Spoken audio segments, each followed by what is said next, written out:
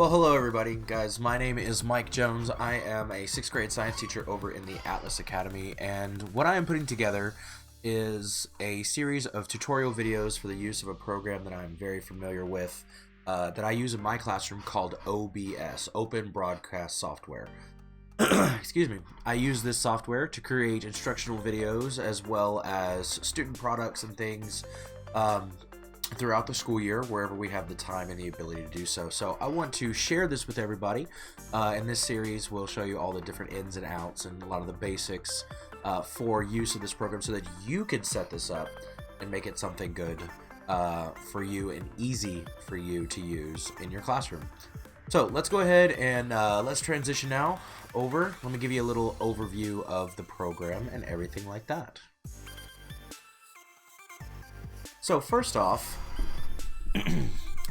so using OBS to create videos for your classroom, and my name is Mike Jones. Guys, thank you for taking the time to watch this video. If you need to contact me, my email is mike.jones@wacoisd.org. My Twitter is @forensics_teacher. And then I have a YouTube channel where these will be posted, and you can also see other productions that I have created for my classroom, and that is youtube.com/coachjones. So what is OBS? It stands for Open Broadcaster Software. It's used by live streamers, YouTubers, and many other different kinds of content creators. This allows us to create professional looking media in almost any way that you can imagine. There is so much room in the digital space for this program. You're limited mainly by your imagination and your ability to ask questions and be willing, and your willingness to fiddle around until you learn something new and how to make something look even cooler. So what does it cost? Well, OBS is what is called an open source program. Open source is basically where a software is available in its original source from the developers, completely free, and it can be distributed and modified by anyone in the world. So, big plus, it is completely free. There is nothing to have to pay for, and they do have regular updates and features added and all different kinds of really neat things that they keep developing over time. So let me turn down the music. What I want to share with you real fast is one of my first ever videos. We're only going to play a little bit of it, but this was my first attempt at using OBS for the classroom. So here we go, and let's check it out. Well, hello, Science Warriors. Welcome here to our first video in our Flipped Classroom series. Today we're going to be talking about lab safety because our classroom is a science classroom, and at times it will become a laboratory or laboratory, or however you would like to say it. So we need to talk about some safety precautions and safety procedures so that way we can minimize accidents in the classroom. We don't need to read the copyright information, but the purpose for this lab safety is to make sure that when we are hands-on in working with different materials. Okay, so you kind of get an idea of one of my first ever videos. It was audio wasn't great, camera wasn't great. It was just a picture of me with the back wall of my office, and we had a presentation, and I had some images in here to try to fill up some of the empty space. So pretty basic. Works very well. It doesn't have to be any fancier than this to be functional. But I was able to, over time, learn some new tricks and kind of give an upgrade to my videos. Let me show you what I'm talking about. This video now is much more recent. This was at the end of that school year. And you can see that it is a much different looking digital space. The only thing actually real in the entire image that you'll see during the video is me there at the little fake desk. So let's play this video, and we'll continue on, and we'll get to where I will give you a tour of this program itself. Let's check out the video towards the end of that school year. Welcome back again, Science Warriors. We're here for another flip video here in Coach Jones's flipped 6th grade science class. Today we're going to be talking about the rock cycle. one of the main things we want to focus on is our EQ for today, which is how are the different types of rock formed. Now be sure that if you were in my class that you read the instructions on Google Classroom on what pages to put, and that your foldables should be on for these notes, as well as the short quiz that you will need to take once you have completed your notes that you get to use those notes on. So be sure to read those instructions carefully and remember the steps needed to complete the assignment for the due date. Alright, then let's get started. So the rock cycle, we have a couple of things. We're going to be looking at the first foldable, which looks kind of like this, but all folded up. So as you notice, in this, and I'm going to actually pop back in here real fast. Hi, everybody. So what you're seeing is I upgraded to a green screen behind me. This allows me to completely eradicate the background. So that's why I was able to go over there and look like I was sitting at a desk, even though that is just a picture from the internet that is put in front of me to look like a desk.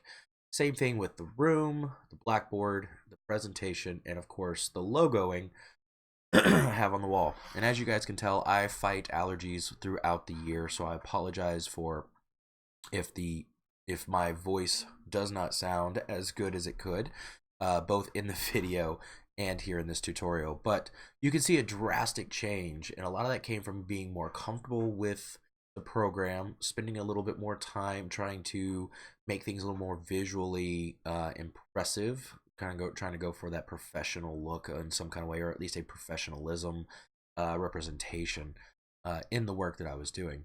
So let's continue on. I'm going to go ahead and disappear, and we're going to keep talking about OBS, and then we'll get into that demonstration like I'm.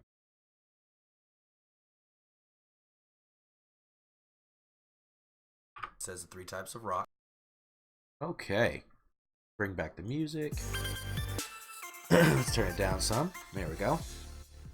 So what are you going to need in order to use this program? Well, you're definitely going to need the OBS software installed on your PC. It will work on Mac as well, and you can obtain this from obsproject.com. If you're using a district device, you will need to contact the help desk, and they can assist you with any further steps that needed in order to download and install that program onto your particular device or devices, depending on your situation. Another optional piece of equipment is some type of camera. I use a webcam, but you can use a webcam or any other type of of device that your computer can take video information from. So if you have a digital SLR, so a professional style camera that does video, and you can hook that up to your computer and set it up and allow that feed to go into it, OBS can use that camera as well. So you're not limited to just webcams and things, in case if you have other devices that you can connect to it. Of course, you're going to definitely need a microphone. If you do not have a microphone, it's going to be really difficult to speak.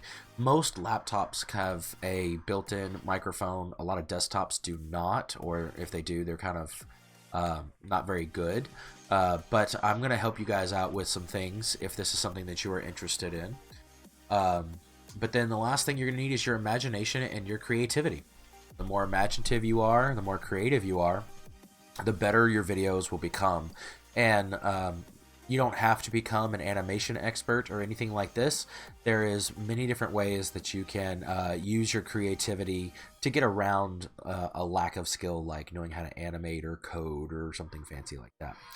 So when I usually present this in person, I have a handout with QR codes on it. But what I have for you guys today is this screen right here. Here is a bunch of references that you can use.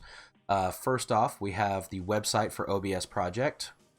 We have the music system that I use, which is non-copyrighted music. So if you post your videos to YouTube, YouTube will not delete them. It has an option to make them YouTube safe, and there's many different genres of music, so that you can have some background music to your videos. And then finally, I have some images that I use for mine, and they are in this Google folder. So this is the link so that you can download that, put that into your Google Drive, and start messing with them yourself. These QR codes here are all for different pieces of equipment that I have used in this process. Two different styles of webcam. I prefer webcam number 1 as my cheap option because it has a 360-degree rotation of the camera itself. But then webcam number 2 is a cheaper option, still with HD quality, but lacks some of the features of number 1. So it does make it a little bit cheaper if you're wanting to purchase this on your own. Here is a simple lapel mic, again a cheap option. Lapel mics are decent. They will record your voice. They're not going to give you very high quality, but that's okay. The quality kind of gets trumped by content in this situation anyway. So just having a microphone is a plus, and this is a USB microphone, so you just plug it into the computer and you go. Well, since there are so many USB things, such as a webcam and a lapel mic, anything else you might want to use, here's an option for a USB hub there on Amazon. And then finally, for your webcam, especially if you want to do a desktop view, for instance, if you're a math teacher wanting to work problems, or a social studies teacher and you want to draw something out to explain a series of events like a timeline, and you want to do that in your video, this flexible cam stand will come in handy because you can clip it to anything. It is flexible. Your camera screws onto the end. You just adjust it to how you want it, and you are good to go. Now, if any of these items are not for sale or out of order, not out of order, but out of stock, please just look through the recommended and search for your own. You may find something that's better for a better price.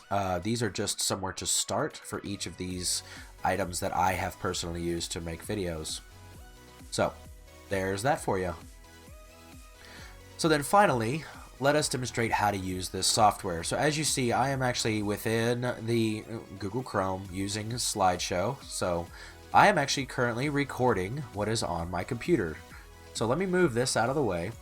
And you're about to see some very trippy things on the screen because I'm going to show you my OBS program. And here it is. Now it's about to get very interesting with this. I call it the Inception effect, but this is my digital space. This is what is being recorded right now. And what I want to do is just give you a quick tour of each of the pieces that you see around the screen here, and we're going to kind of go from there. And what I'm going to also do is I'm going to actually make this a lot simpler. We're going to pull up properties. Oops, wrong thing. Excuse me, everybody, for that. Let me pull up a different screen. And again, all of these things will be brought or will be covered in the tutorial videos. So here we go. Pardon me. You can see that I'm still recording a screen, but for simplicity, make it easier to see. So you will notice that around your space, once you've opened this program, you will have a main central workspace that is right here. You will have, oh, I'm sorry, I just realized something. I can't do what I just did, or because you can't see it. See how things go crazy, and if you just roll with it just like you're teaching, your students will never be the wiser. Alright, so again, I apologize. We are going to have to deal with this effect for a little bit. But you will notice that you have your main area here, okay, where my mouse is going around. This is your workspace. This is where you can resize your different elements that you put into your scene. You have a volume mixer. You can see that here is my microphone, and so I want to have my microphone somewhere in the yellow range. This means that it is coming through very strong. Being that it's in the green too, that is perfectly fine. You have this visual though to see. One thing you can do is you can move your microphone. You can get it closer, which will make it louder, or you can move it further away. You will also see here desktop audio. This is where I can control the sounds coming from my computer that are also being recorded by the program. Below that, I have what is called my sources. These are the elements that make up the scene. So here's one that I'm going to turn on, and that's me. Okay, and I can turn that off, and it goes away. So if sometimes I need it in some videos and sometimes I don't, then you have that customizability. So this is what goes into your workspace. And then finally, over here on to the left of that, these are my different scenes, and we can transition between those. So for instance, I can click on the scene that I created for when we started the video, and we transition back to this screen. If I click the scene for that I have titled PC Tutorials, then you will see that it moved us back to the screen we were just working with. The last two elements are scene transitions and our controls. So controls would be where you start a stream, start and stop recording. You can go into what's called studio mode. You have your settings and of course exit. Your transitions, there are many different types of transitions you can have between your scenes, kind of like a transition in a PowerPoint or Google slide. So feel free to explore those and find your favorites. You can add those to your drop-down menu here. But here's the thing, when you open yours may not look like mine. That's because one of their newest updates allows you to take these elements and move them to where you are the most comfortable. So if I want my sources to be up above, separate those out, workspace in the middle, I can do that. And it'll show you with these little blue boxes what is going to be the easiest spot. I find that I like to have a larger volume mixer over here on the side. I like my transitions and my controls to be on the left, and I like my scenes to be the larger of the two boxes down here. So this way I can click on my scenes very easily, and then if I need to mess with or change any of the sources, they are here. Alright, well everybody, this is a quick little overview and tour of the workspace in OBS. I do plan on continuing this series with other details, things that you may be interested in or need or have questions about as you go into and dive into making your own videos. So in the meantime, let's go back to that welcome screen. But I do want to say thank you to everyone who is here. Please be sure to check me out on YouTube to see examples of videos made both by myself and by students. You can also hit me up on Twitter and email right up here. And I'm glad to help. So anyway, guys, that's going to be it for me today. Thank you so much for your time. Hopefully you found this helpful as a small introduction into what is OBS and the tour of the workspace. And next time we'll be diving a little bit deeper. Hope you guys have a great one, and I will see you soon. Peace.